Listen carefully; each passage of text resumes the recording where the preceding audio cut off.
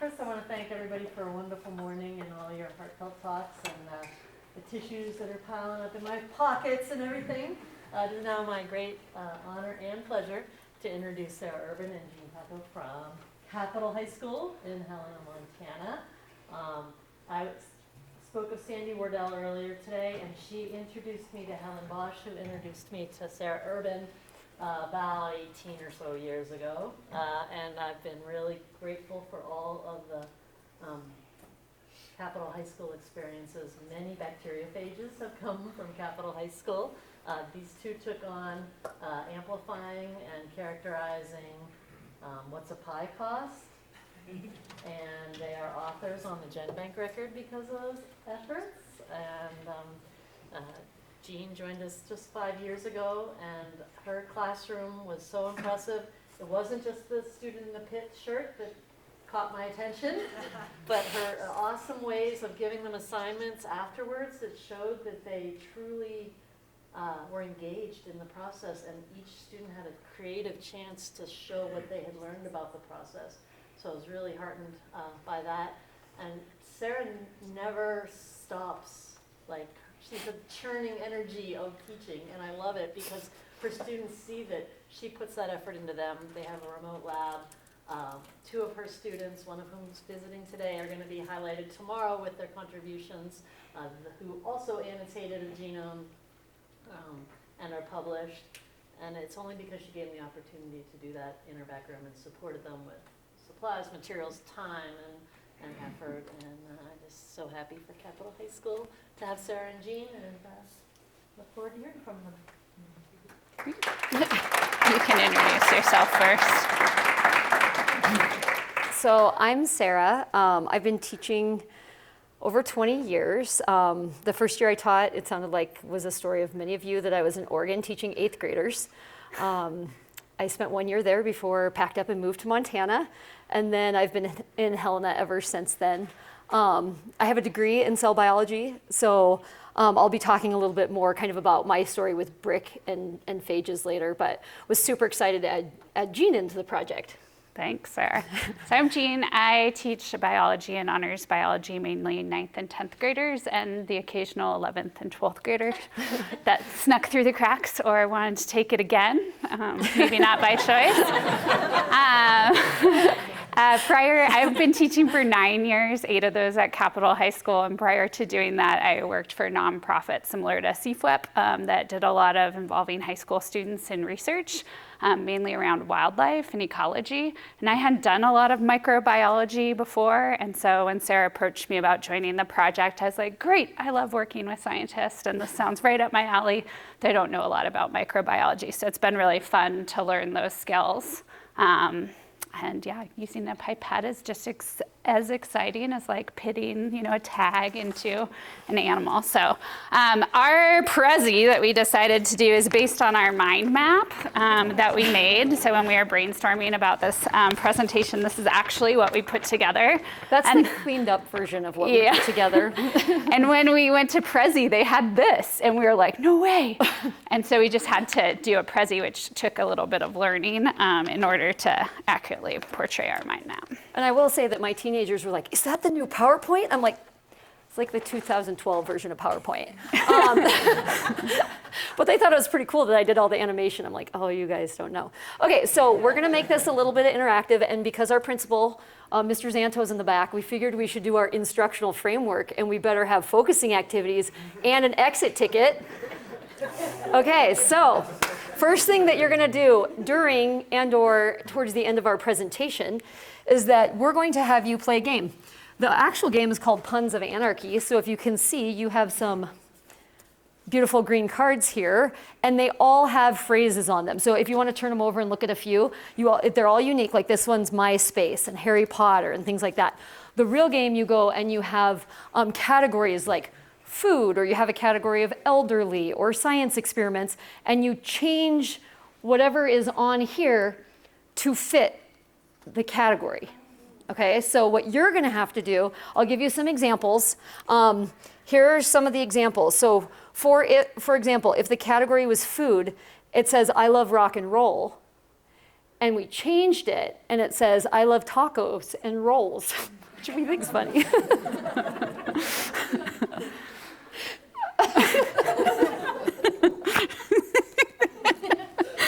Oh, so this one was the Foo Fighters, but we changed it to the Food Fighters. So funny. This one was Silence of the Lambs, and we changed it to Silence of the Hams. Okay. All right, we did one other example that's more appropriate to the audience. So we did phages. So if the category was phages, this born to run, we changed it to born to infect. And Okay. instead of heard it through the grapevine, we changed it, heard it through Dr. Padula.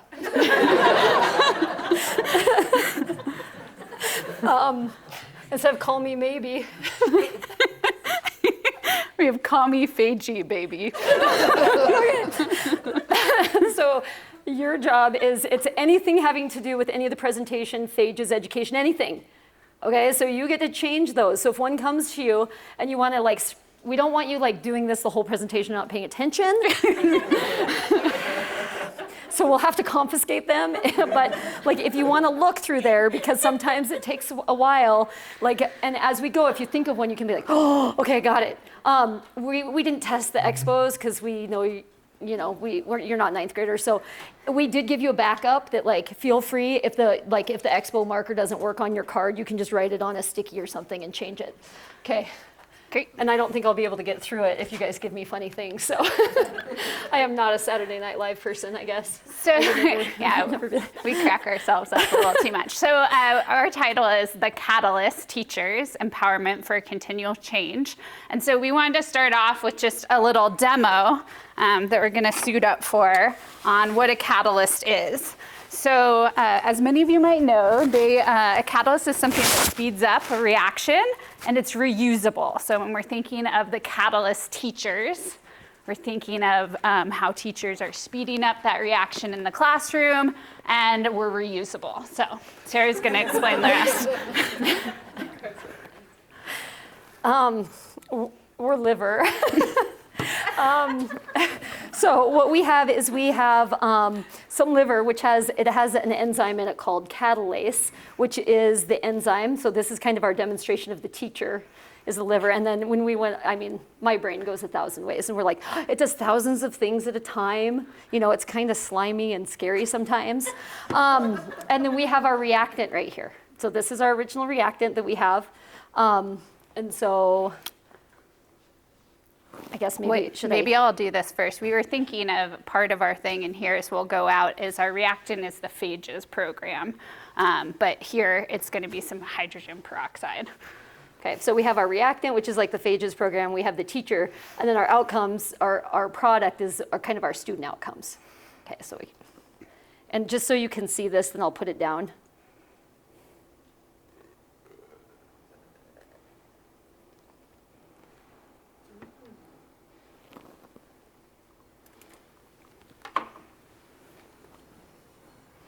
Okay.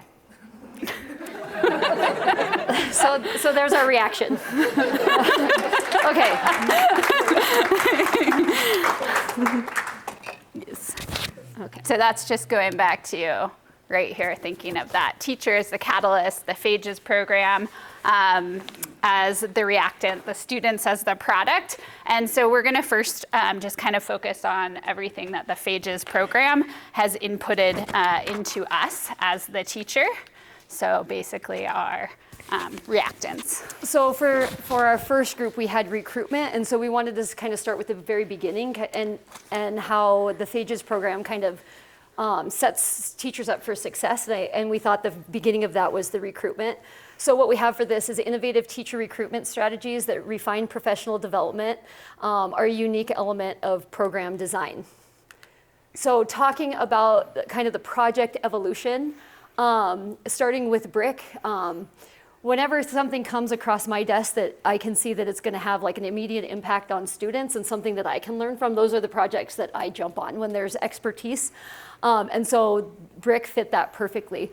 So I was one of the BRIC teachers, and what I really saw from this is it kind of provided vetting. That first brick project was a little more accessible to more teachers because CFWEP and Montana Tech did so much for us and brought it to us. And then when we went through and moved to Phages, seeing the increased load on us for doing more and developing more, that was a little bit more of a unique ask and a more intensive time input. And so I think the first brick projects really vetted teachers, and you can see that it's really phenomenal that 11 of the 12 people who started are still here 5 years later. And I think that's a testament to that. And we are going to be speaking in Salt Lake at the SIAD, hopefully if they approve our talk. But it's going to be a shortened version of this talk, really focusing on kind of that evolution and what, looking at projects where you're looking at higher education matching with K-12 teachers, getting a good fit, and how kind of this program has done that. Okay. So one of the really unique, I think, parts about this program's recruitment is just the long-term multi-year commitment. When Sarah came and approached me and said, hey, do you want to get involved in this program with me? This is what it's about. And I was like, oh yeah. And then she's like, it's 5 years. And I was like, oh, okay. All right. That's kind of like a long-term relationship. That seems pretty serious. And so I accepted over time. She says I do. Yeah, I said I will, or I do to Sarah as well. So right, we committed to the entire length of the SEPA grant, and I feel like some of the things that allowed for is just building this long-term knowledge over a period of time, having these sequential trainings in our summer academies that kind of chunked and build off one another. So like in the first year, I, as a brand new person to this program, learned a lot about just what happens in the classroom with students and the program that CFWEP delivered to students that were basically just hosted by teachers. And then going all the way through to one summer, we extracted DNA and learned how to do genomics. Another summer we learned about titering phages and giving them up to a high enough concentration. And so we've really gone through all parts of the process, and it's just formed this really unique community, and I feel like definitely built on my knowledge of microbiology and phages over time. And then in terms of me, like selecting, when I was looking at, we're a larger school, so there's multiple biology teachers, and later on, Megan and Jared will be talking, and our kind of feeder middle school also does the Phages project. So I was looking for someone else in the building just because we had so many students. And so I think Jean's independence, her organization, her lifelong learning, like she was a clear person to pick in terms of a mentee.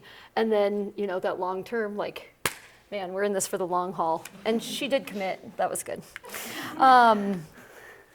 Okay, so in terms of, I don't know that we could say better than what Kate did in terms of what this program does, in terms of the professionalism and things in terms of the opportunities that we've had, and that it values teachers unlike anything else we've been a part of, from the food, which we all know is very important, to like everything else that's there, and then especially the science background that we get, the people who are so knowledgeable, who are really into the K-12 education. And so many projects, I feel like, there's an educational component of getting funding, and so they throw the K-12 in after. And they want their money to do whatever they're doing, and then they throw K-12 in, and that is not this, right? This is the K-12 component, really building teachers so that it makes an impact for students.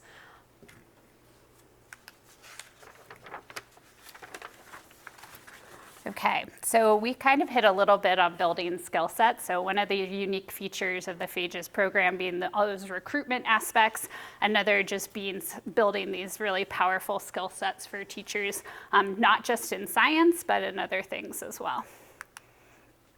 So I think that one of the biggest things that this program does is it really builds teacher leaders. And so I think that it gives confidence, and you're with a collaborative group that is kind of moving in the same way, that views education, and science education is so important.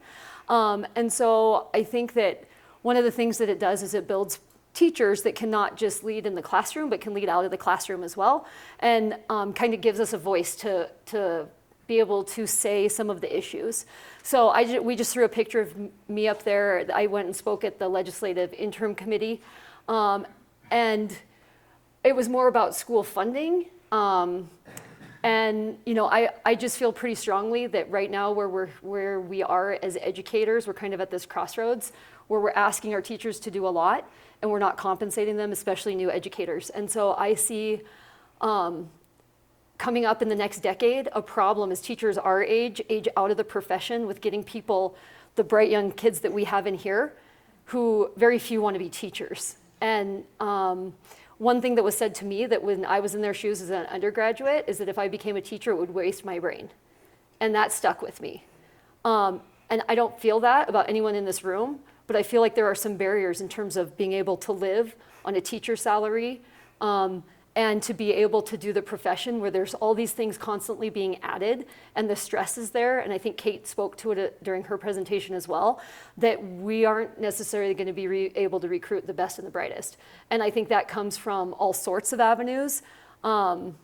So, I think that this program kind of helps us like gain a voice as we're doing that. It's not just about the science, it's about the community and collaboration as well. One other thing I'll just say before she takes us, we have trying new things up there. Our district at the high school level has really introduced us to this ambitious science teaching as part of a way to build our curriculum development around phenomena and the NGSS science standards. And Sarah and I have really embraced the idea of just trying new things and trying out the pedagogy that they're showing to us. Whereas we've seen other teachers that we work with just not want to put in as much effort, just be resistant to changing up what they always do all the time. And so we feel like it's given us that initiative and the courage and the leadership to try out new things and feel okay with having mistakes made or being like, well, that didn't go very well, so what should we do differently next time? So science skills, as we mentioned, a lot of this was brand new for me. We've learned tons of skills over time, from looking for phages, isolating phages. Sarah and I got to go in one day and work with Dr. Padula to extract the DNA from what's a pi cost. So there's our publication and our names down there in GenBank. The scanning electron microscope with Jim has been amazing, and learning some of those tools and getting to see the one at MSU and then now the one at Montana Tech. And I do feel like Jean has the best pictures from the electron microscope. Like the rest of us are like, look at our viruses. And then she's like, oh, look at mine. And you're like, oh, so you can see like, she's like, I don't even like computers that much, so that's kind of funny. Okay, so the next, of course, building our laboratory skills, and I tried to take these pictures, and I'm not the cleanest person anyway, but like I think really students underappreciate the amount of work that goes into this, and I think some of the people who are here are like, well, people just came in my classroom, they did some phages, or we did this 2-day lab, where, I mean, you're really spending 20 hours to prepare this lab that's gonna be 2 days in the classroom. So I'm not the cleanest anyway, but I did make sure I left some carts out when I was making things, and I'm like, look at all these plates, and we took pictures like those 250 plates that go in there, and to make it a little bit more visible for students. But one of the things we really appreciated, and I did being here 10 years, but Jean especially, was how the program just builds so you gradually release responsibility, and these lab skills are a lot, because like everyone said, it's not that hard, but it's a lot to make enough supplies and then do the dishes for all those kids, and becoming independent with those things, and being able to help with independent research projects, and have our mostly independent. I feel like we're independent, but man, if I need to get some frozen smeg, I have it in my frost-free freezer at home, and the number of times someone's gone to get themselves a pretzel or something, and I find my bacteria on the ground, knocked out of my freezer, I'm like, ah! And then just when I think I'm independent, I'm like, yeah, maybe not. So anyway. Problem solving and grit. So as with students, right, I think the teachers that have been involved have learned to troubleshoot and, use what you have when it comes down to it. A good example, I was doing my spot plates with my students and forgot that I have this one monster class of 28 students. And so I wrote all the numbers in, and then I was like, oh no, I don't have enough spaces for, all the kids. So just trying to deal with some of those on the fly, went back and used some of the earlier periods open open spots for that plate. But information is coming in a mile a minute. And Sarah has taken a big role in rewriting protocols, as of some of the other mentor teachers, to make them into more usable, friendly language. So up there, a picture of some of the recipes for making all of the materials. For me, that was a really big learning step as well. And even the first time she showed me that, I was like, whoa, that's a lot of stuff. And now I feel like it's much more user-friendly. And Dr. Padula would say, it's all on Phages DB. And I would be like,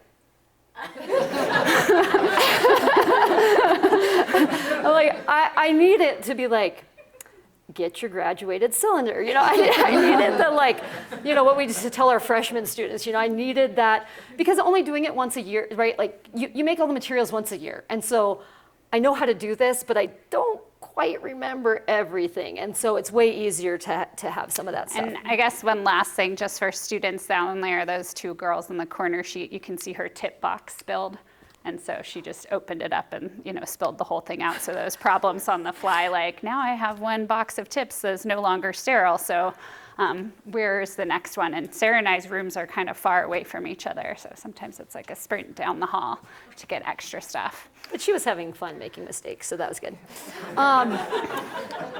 In terms of institutional barriers, we're a large school, so I think money is one of the things that we have delivering to so many students.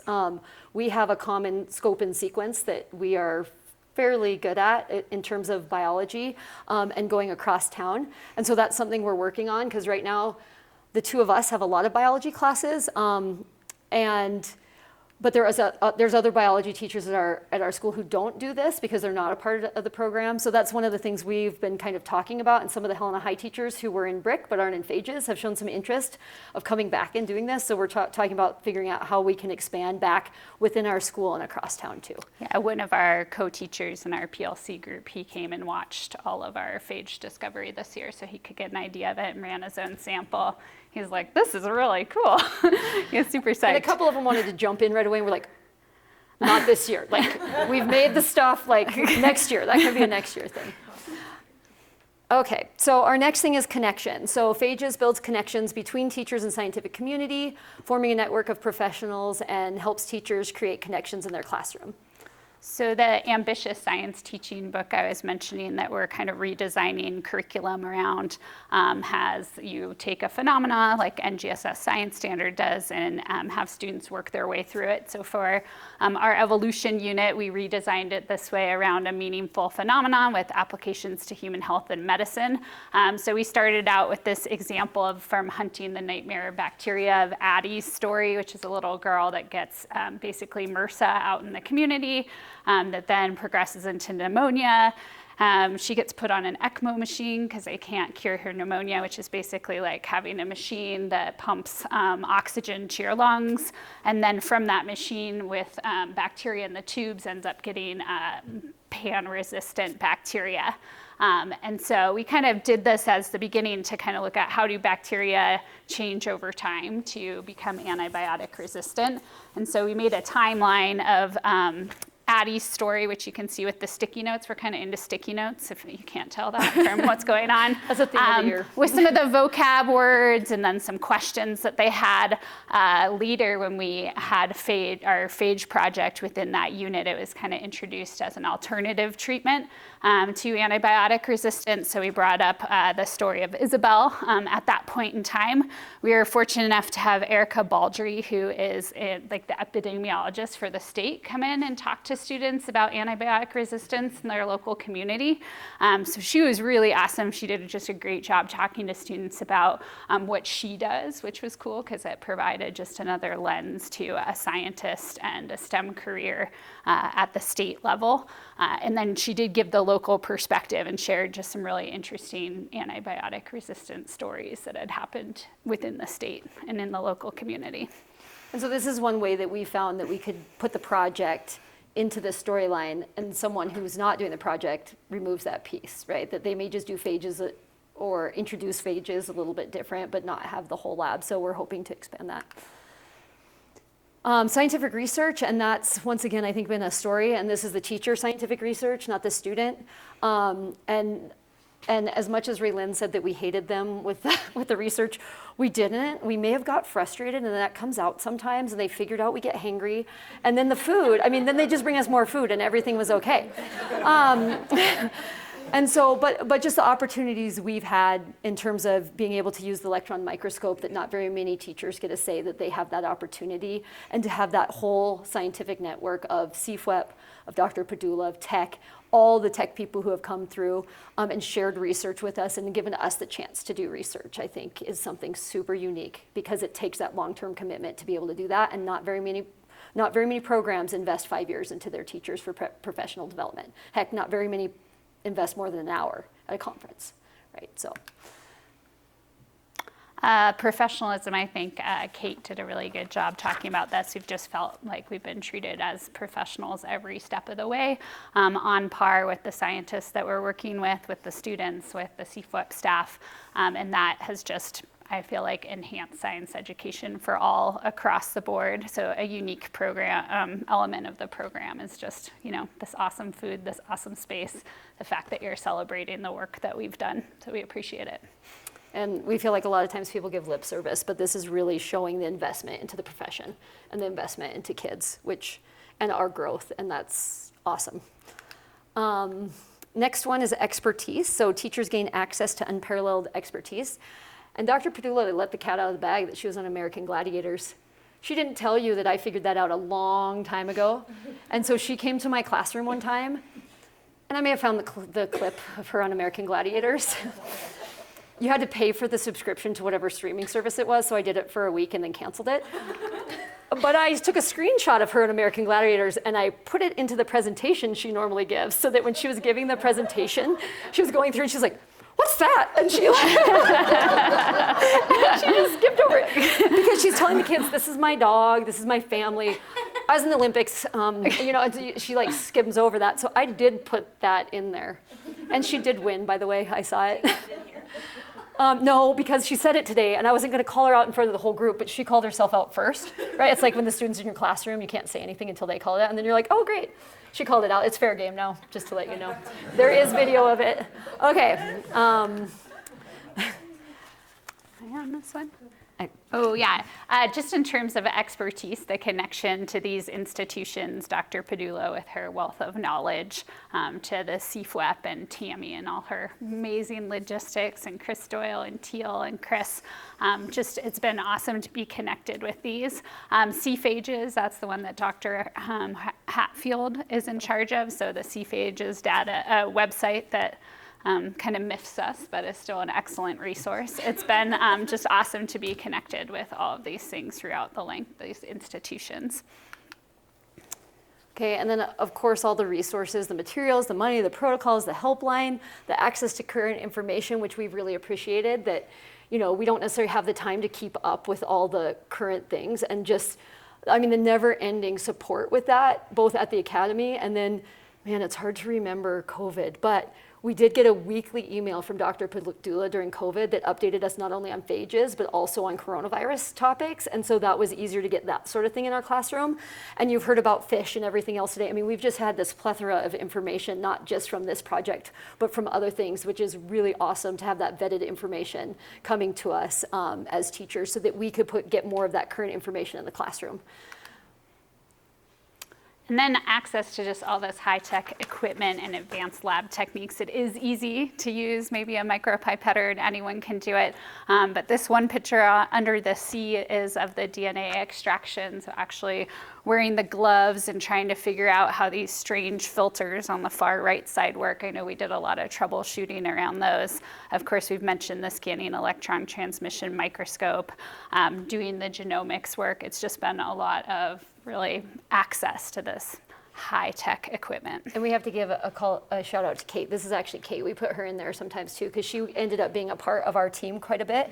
And we weren't sure it's because if I needed it was my mentoring that I needed help with my mentoring, or if Jean was that much of a problem. So we're not sure where that was. We think maybe it was both. We were trying to discuss which one what it was, but Kate ended up being with us a lot too, which was a lot of fun. Okay, another part of just the Phages program that we found to be really amazing is just the collaboration. So providing that space for teachers to make connections with each other, and the larger community basically provided a place for growth and development. So in terms of mentor-mentee, creating that relationship, that it creates a place for us that we have this program that we're a part of that really helps the in-school, anything we need to do in our professional learning community, teaching the same classes. It goes way beyond Phages, and it makes that sustainability and that momentum. It's kind of a long-term relationship, and we kind of joke that we're work wives sometimes. So I was like, I don't know, because we spend so much time, like we're getting ready for things, and it's like, I don't know, Jean, I've been with you 3 nights in a row, like your husband might be getting jealous right now because we're, creating all this stuff. I told her 3 was too many. Yeah.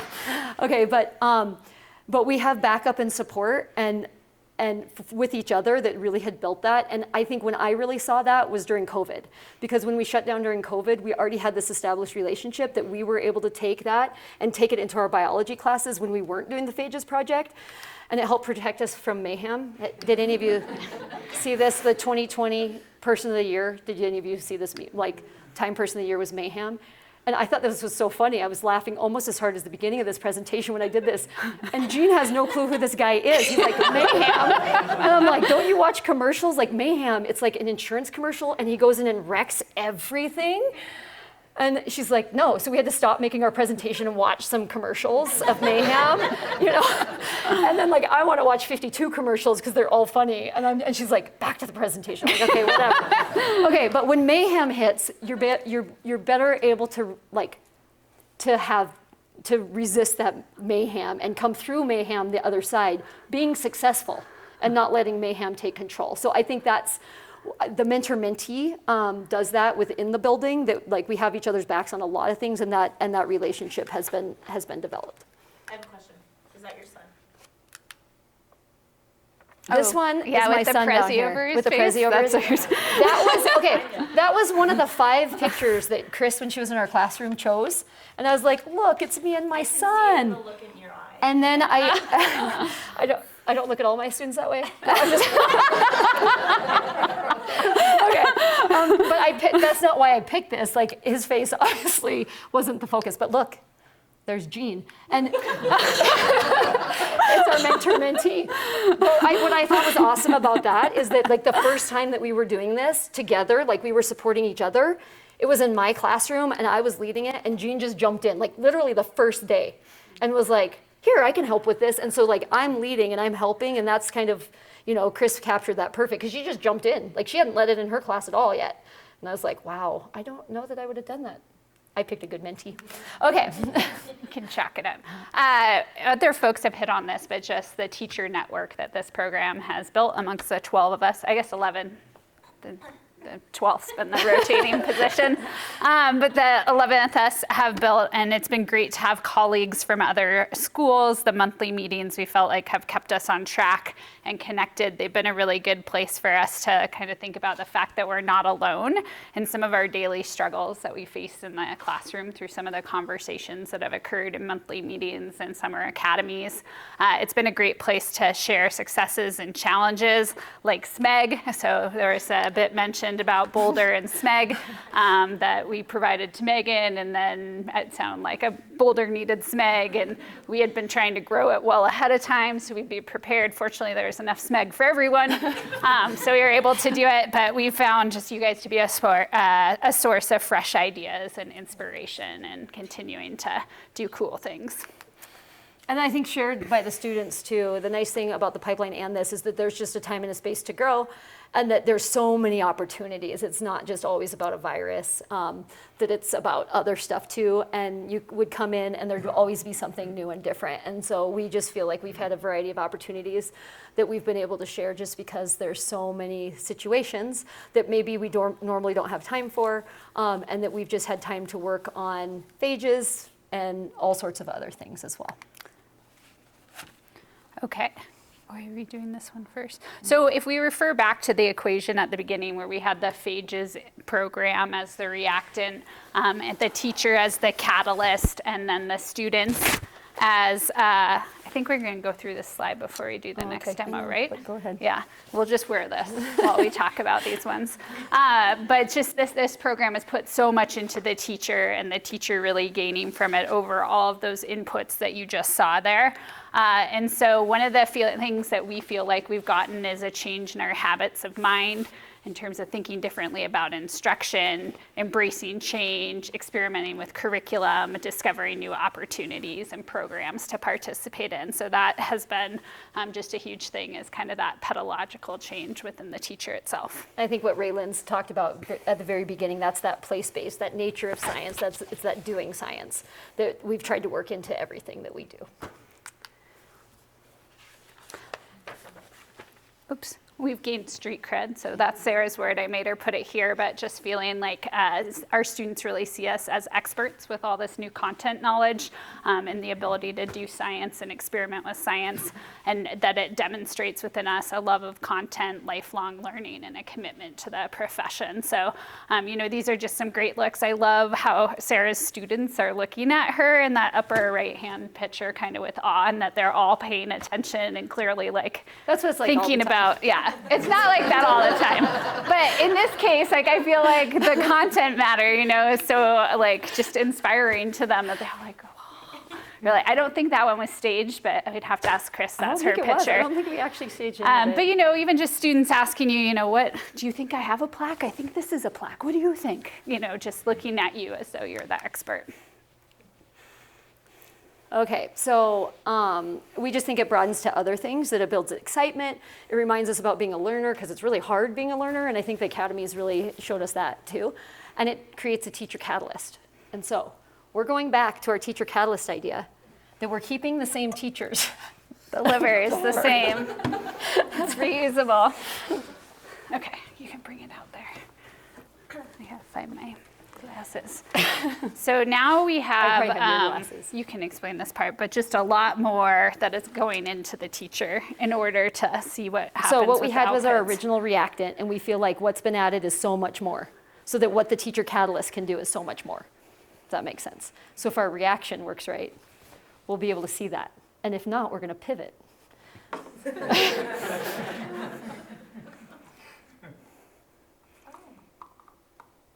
That did not really go that much more, but a little bit more. If you can see what's spilling over, I'm not going to show it to you, but the spillover is a lot more, right? So the reaction, so you have the same teacher, but the program inputs have made a much bigger output. If that makes sense. So it's all in here now. I should have got a clear bucket, but. And it's still going, and it's going, and it's going to go for a long time. Okay. So our first part of the presentation is a lot longer than kind of the second part, which just focuses on that output or the students. So we feel like the program's allowed students to make connections to outside expertise, building their own skills for the future in the workplace. So some of the outside expertise, as everybody's mentioned, it's so much greater when your students get to have a guest speaker into the classroom and make connections to college, to other community members, to possible careers. And even though it's easy to do, I think most students see it as a non-high school-like lab, that they're introduced to all this new equipment, that there's so many consumables in there, and it really is a unique opportunity in the classroom. Oh, I do this one too.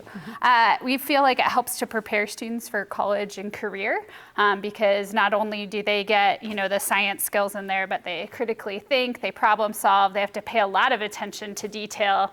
There's a lot of collaboration that goes on. We really try to model that in terms of students helping each other out throughout the process because it's easier to do with somebody else. And then the troubleshooting, which is the adaptability and just kind of learning, well, what happens when my filter explodes because I have too much dirt in my sample? And then, of course, the kids also get the real world. And one of the things that I loved about this year is I always, talking about kids and naming phages, that I always tell them, if you have something totally inappropriate, I'm going to change it to I love urban or biology's awesome or something like that. And then, I would name it after myself. I mean, the number of phages, if I found phages, they'd be like urban this and urban that. And then I get the ones like this that say, hope I save you is the name of the phage, right? And so really connecting that to what they're doing in the classroom really can make a difference in somebody's life. And I almost cried when I read that at home. I'm like, and outside applications. In terms of skills, of course, phage digging builds skills and increases confidence, which has been good to hear from some of the students who have talked today. And it gives us a kind of a springboard to talk about some other issues. So, of course, everyone's just kind of been aware of the science skills that students gain from microbiology lab techniques and other work. All of us emphasize the sterile nature. Things are sterile if they're in, plastic wrapping, et cetera.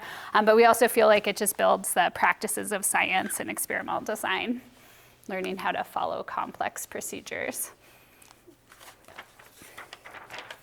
Okay, this confidence piece, I think we put this picture in again, just because you're gonna make lots of mistakes, and so kids, it's new for almost everybody. Our kids sometimes have done it in middle school, but they still don't have the expertise in it. And so just that building of confidence over time that they can do it, that they have the teamwork and collaboration. I think Chris Doyle, when he came into our classroom, was really good at not getting frustrated with kids. At times, I really would have. And so he would just be like, okay, here's your 18th filter, just go ahead. This time, what you need to do, and I was like, oh man, how does he do that? And so, but I think that's been really good, and I think it comes across in this, and it goes to other things, that, they don't know how to do things, and they're gonna make lots of mistakes. And I think when they're told, it's okay, let's do it again, that is really great in terms of the building of the confidence. We feel like it increases students' citizenry potential, so their ability to be scientifically literate. I love this cartoon, which was from one of my classes, in which it has two phages on a date enjoying their bacterium meals. But thinking a little bit more scientifically or creatively about topics and making that connection. The poster up in the right-hand corner is from another program Sarah and I do at the University of Montana, in which they study particulate matter and air quality. And so just being able to have conversations about masking and kids being interested in learning more about masking and masking effectiveness and why those might be important, making the distinction between those personal decisions like wearing a mask compared to the population health that we all experienced that was challenging for some students. And then thinking about vaccines, and specifically within mitosis unit in cancer, I've looked a little bit about the HPV vaccine and thinking about, well, would you want to get this vaccine or not? Thinking about things through a scientific lens. Okay, then our last thing for students is opportunity. So they not only have the opportunity to contribute to science, but they can extend their involvement both in high school and out of high school. So one of the things I love about this project is the citizen science component. And I try to express to students just how time intensive it is to go out and get samples, right, from different places that all contain phages, and then bring them in and actually go through the process of, like putting them in the phage buffer, to filtering them, to getting them on the plates, to looking for them. It just takes a lot of time, and these phages can be important for just the future of science. So not only do they get to be part of the discovery, but they're actually helping in trying to find phages. So there's some of the phages that students found. And so when you look at there, this is like the happiest thing you ever see, when you see those little teeny tiny things on a plate. Okay, so this one was L-Bell, this one's what's a pie cost. What's a pie cost? I did have to ask a lot of questions. I'm like, what does that mean to students? I guess it doesn't mean anything. I guess it was a really creative name. But the students are able then to be in the database and things as well, and contribute to science. So here's what's a pie cost, that one's what's a pie cost, and here's what's a pie cost, going through that stuff.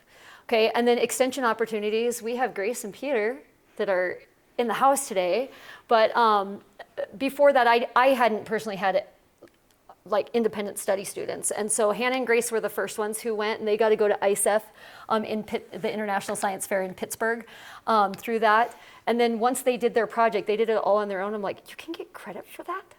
Like, because they worked like all summer long, all fall. They did this whole research project and got no credit for it. They did it for the fun of it, right? Like, and so Peter came and I was like, Peter, you can get credit for this. and so that was, man, long hair. Okay, so Peter's gonna actually be the one talking to us next. But people then, like, not just in high school and doing that, but Peter was here last summer working in the lab. I've had people at MSU, and Grace worked at MSU. And other students worked at MSU in the pipeline, and so it gives the opportunity for summer things. And I try to tell the kids, you may not want to now, but think 5 years from now. Think when you're in college, you always have this opportunity. So if you're ever interested, you can come back, and there's an opportunity for you.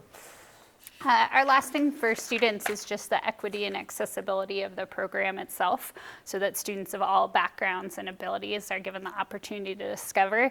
And I'd say I have students and I'm like, we're gonna do this Phage program. You might have done it with Miss Lane and Mr. Hunt. And they're like, we get to do that again? Like, they're really excited about it if they do remember it. So we just like this idea that anyone can contribute. So we threw up just a bunch of pictures of students. That extends to all levels of biology. So last year I had two co-taught classes in which I had students doing it with a special education teacher also in the room. It was a wild time, but they loved it. They loved all the hands-on aspects. In regular bio we do it, in honors bio we do it, and then at the AP level Sarah's been also doing it. So we've also been thinking about how do we expand it to differentiate. That one I think is yours. So we put a couple of our cartoons that were like easier to see on here. And this year I got to thinking about, I'm like, what are these kids using AI? Like, they have to be using AI to come up with their ideas. So I did a real quick search. So I'm like, make a phage cartoon or a comic strip of a phage infecting bacteria. And this is what I got. So it's like, well, bacteria, like Dr. Padula would say, are drawn way too small. And the phage is drawn way too big. And then I had one and I couldn't find it in my search history, but I was like, make it look like a superhero. And it had the best abs. Like, it was like this, like it turned into this like super phage. And I was very upset I couldn't find it for today. But she like saved them all for me to look at when I came in. She She's like, look at this. And then she's like, I got other stuff to do. I'm like, no, look at this one's abs. So anyway. Okay, so just so you know, Kate's part of our group, so she had one slide. We took her extras and we put it in ours, but this is our last one, okay? So we'd like to thank everybody. So we'll thank Mr. Zanto for coming down here and supporting us in this. And thank you for Dr. Padula for putting all this together. Thank you to everyone through CFWEP that I think Jean's mentioned before, but Raylyn and Chris and Tammy and Teal, everybody else. Okay, so you're to your game part. This is your exit ticket. So you can collaborate on your game if you would like to, because it's way more fun with other people. But it is time for you now to take some of it, and there's a ton of them. So if you don't like the ones you have, just look around, and you are going to be crossing out letters, and you're going to be coming up with things, and we're going to be collecting them and reading them, unless you want to read your own. Oh, you guys don't have any? Do anything. Yeah, you can do have cards? simple something plan. Okay. Shoot, what's our timing like? Peter's up in 3 minutes, so. Oh, really? Yeah. Oh, wow, I can't believe that was, Yeah. I thought we were way over. No. Do we want to collect them and read some of them? Because we have one What more. do you want to do? Which one? I think we should collect them and read them, tell you. Clarifying question about the game. Yeah. You can just cross a whole word out. You can cross a whole word out. So you may cross, like, we crossed out a whole word out and replaced it with Dr. Padula. Oh my goodness, you have that many? Yeah, I had too much for that. I might just keep doing it. Come back in a minute. Well, that's okay. Life's hard. Do you have a I'm few? not going to get over this. Oh, yeah, that'll work. Yes. Yeah, you good? Uh-huh. Those work. No You guys spit, have no one spit, you no want cry. to? Anybody else have one they want to contribute?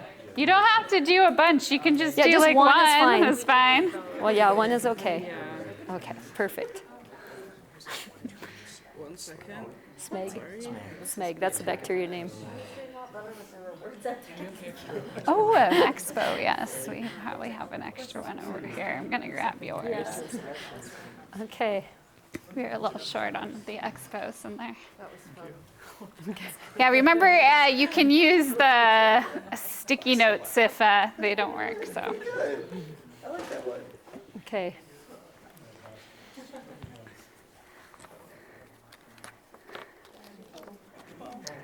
Okay, did we get people's? Okay, here's more. Oh my goodness, you guys came up with a lot. Yeah. We probably should have had you pick your favorite, but we didn't. okay. That's okay.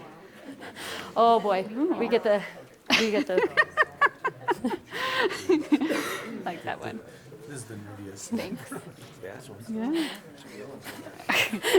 Yeah. There's so many. I think we're going to have to read through and then report out on our favorites. We did bring some prizes, so maybe before, at the beginning of the break or at the end of the break, we can award some of those. You guys took this game to heart. Good work. Good job. We had fun just making the examples last night. Too much fun. All right. Do you want to introduce Peter? And then we'll take a. All right, we're going to pick out like the top 10 or something at our next, during the break, and then we'll report out on those for some prizes. Okay, so I get to introduce. We should say thanks. Oh. I don't know if we have any questions. Oh, questions. Thank I guess. you, guys. Yeah, thank you.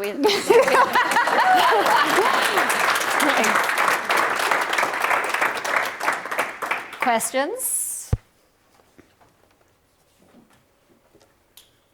Oh, yes. Uh-oh. So, what would you say to other teachers who are looking to do something similar to what you've done here?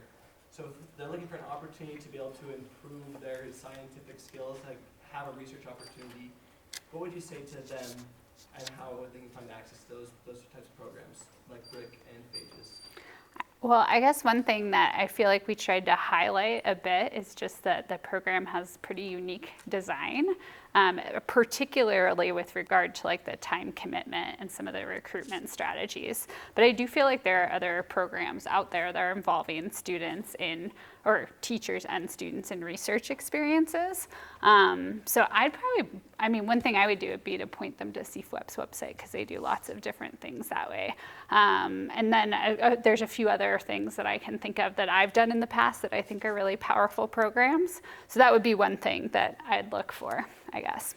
Yeah, and I think for me, a lot of the ones in Montana specific have been SEPA grants, right? The SEPA grants are people who are really focused on education. I think this one is unique in terms of the time commitment and really the investment into teachers to turn them, to make a big impact as opposed to just bringing a curriculum or something that's there.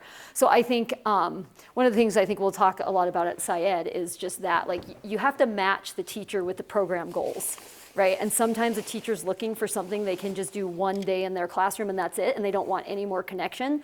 And that's available for people in most professional development programs, right? So I think once you get in a network, I feel like this network of people now knows more opportunities of things like this because these are the people who kind of have that mindset, if that makes sense, and are looking for some of that and have been a part of that collaborative nature. And so I think just building yourself a network of those people too.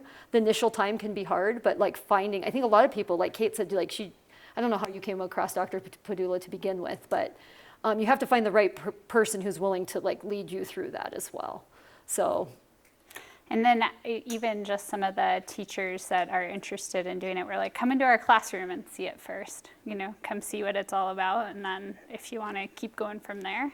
So that's what we did with one of our colleagues. That's why we've invited some of the Helena High teachers who have done it in the past with the BRIC program, just so that they can see how it's different now. That like somebody's not going to show up in your classroom with a box of stuff and do it for you, which we think is important because they're like, we have all the stuff, we think, it's still left over. And we're like, well, here's the list. See what you have, and then come in and check it out. And let's talk about what's next. Anyone else? Yes? So what would you say to the teachers that are not interested in like doing the things and going after the programs and I don't know. Not a lot, probably, right? Like, I mean, Sarah's like, we have nothing to talk well, about. okay. Like, I like bringing people in. Like, I like that collaboration, but I don't have the bandwidth, I feel like, as a classroom teacher to make that my directive. Does that make sense? So it's like, I like presenting things, like, here's this opportunity. Do you want this opportunity? Here's what I find valuable about that, right? Things like inviting teachers into the classroom. But if they're not interested in that, I don't have the bandwidth to say, I still think you should do this. I still think I kind of just drop that. Does that make sense? And then if there's another opportunity that I find out about or that I'm involved with, and I'm like, here's this opportunity, and anyone who wants to be a part of that opportunity, and hopefully they, they see some of the cool things and become a part of that. I think it's more of an example that way. And I mean, there are people who don't want a part of anything out of school or out of this, and I think that's part of teaching too. That like a lot of people protect their time out of that, and that's a way to look at that. I just am like, programs like this are set up for people who are driven to want more. Who want to apply things, who want opportunities for students. And so I think you see like going from brick to Phages, that not all the brick teachers necessarily fit that either. And I think that as you get older in education, I think you fit a little bit into, you spend your time where you think you're going to get value, if that makes sense. So I don't know. My first reaction is maybe not what it didn't maybe come out, but like, you do what you can do, and then you realize that's, you lead by example, you include, it's kind of like kids in a classroom, right? You include all, you do these, you kind of, give the opportunities, and you see those things, and then, if they come and want to be a part, great, and if not, then maybe something else in the future, so. We're taking Peter's time, and I'm sure he's really upset that. Okay, so I get to introduce Peter Lund. Peter Lund, I had as a student for 2 years. He did an independent project with me.